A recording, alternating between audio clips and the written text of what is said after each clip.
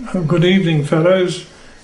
I only just wish I could be with you, but as they say in the good book, the spirit is willing but the flesh is weak. And you've got to reach 89 before you discover how weak the flesh can be. However, I'm still grateful for being here and ever more grateful for having been a Churchill Fellow. Never did I think that I'd be celebrating 50 years of the Trust, and in a few years' time it would be 50 years of the Churchill Fellows Association, which provided Doris, and I'm sorry she's not with us anymore, to much enjoyment and pleasure, meeting people who are all enthusiastic about their field and so generous with their time and their knowledge. Churchill is, just let me remind you, was born in 1874 and died in 1965. You'd have to say that he was brought up in a dysfunctional household, with his father dying of syphilis and his mother, an American, Jerome, reputed to have had 100 lovers. I don't know who counted them. But poor old Churchill was sent off to school, like a lot of English kids of his class, as soon as he could fit into a school uniform.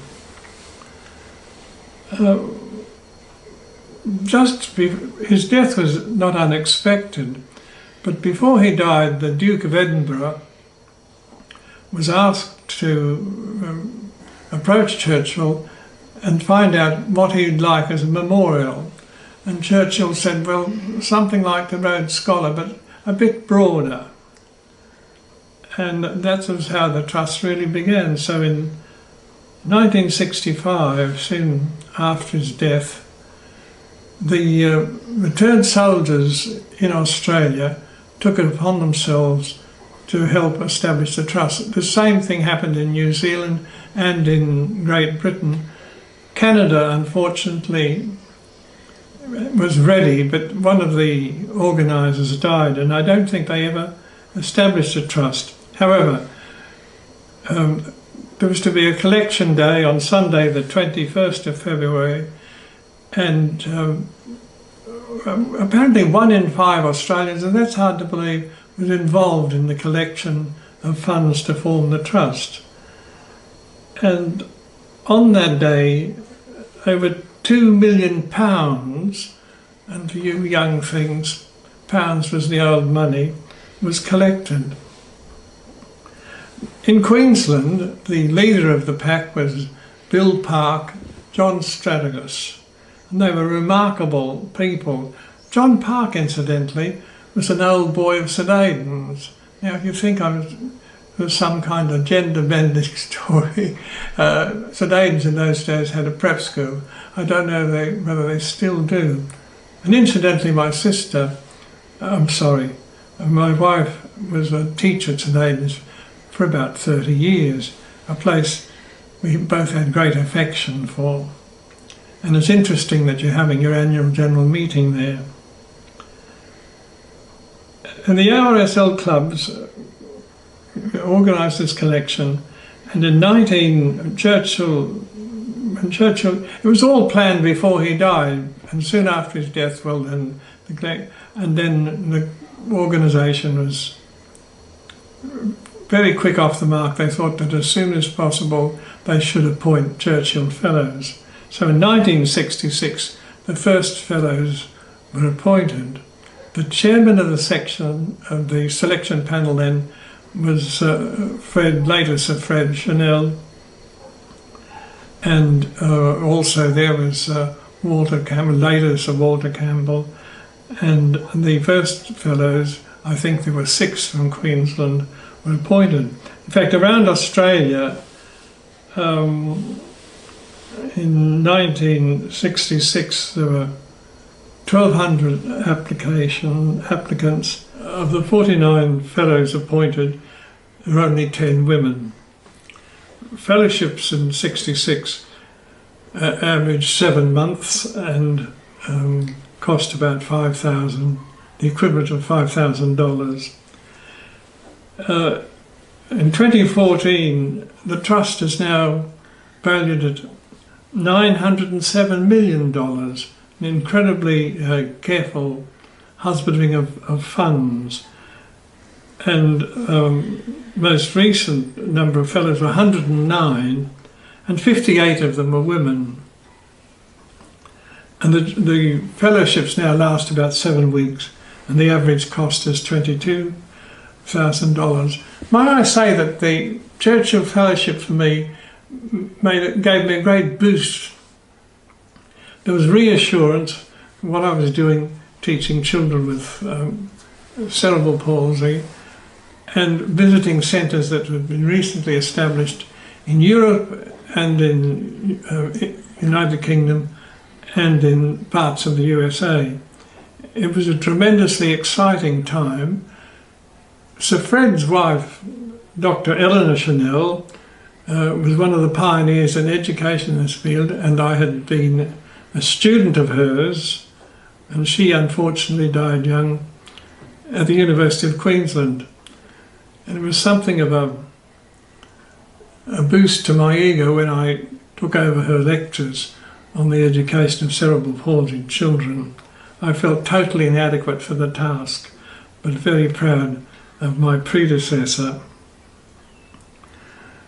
The other thing about fellowship is the friendships made and the professional contacts made during the time. Now, I'm sure the same has happened with other fellows, but over the period of my fellowship was in 1968.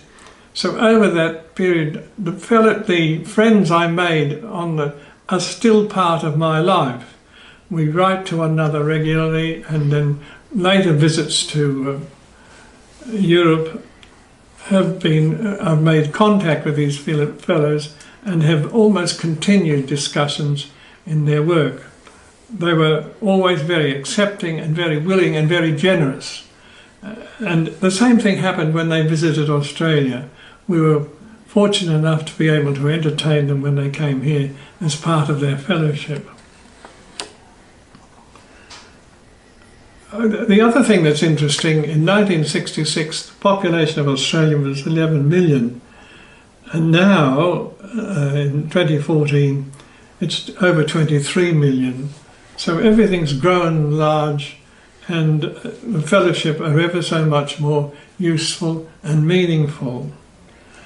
I'll never forget the excitement of going to fellowship meetings, and the stimulation that came and the interest that was created by fellows returning and giving informal chats about their experience abroad. So it had a great impact on my life, and I hope on the lives of others.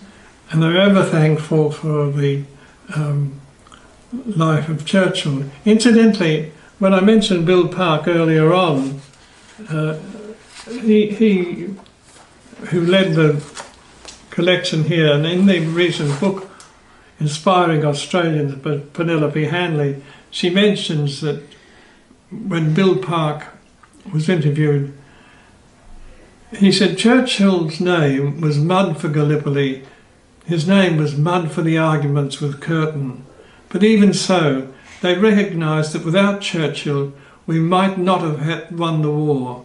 For my generation, nothing can remotely outweigh the intense conviction that except for Winston Churchill, the doctrine and practices of Hitler's Germany would have prevailed in Europe and far beyond. But the memory of Churchill is ever remembered, certainly through this magnificent thing called the Churchill Trust, and I'm ever thankful for being part of it. When I decided that we ought to have a Fellows Association, I became a part of the selection panel, and that indeed was very exciting, because the fellows presenting themselves in a most wonderful way, and the things one learns during the interviewing. Sir Walter Campbell and Colonel Gus German, but at various times chairman, they too were fascinated. Not only did they enjoy the Churchill functions, they became very, very much involved and never missed any of them. It was a great activity. And as I've said before, I'm ever grateful for the Trust, as I'm sure you are. And thanks very much for your attention tonight. Thank you.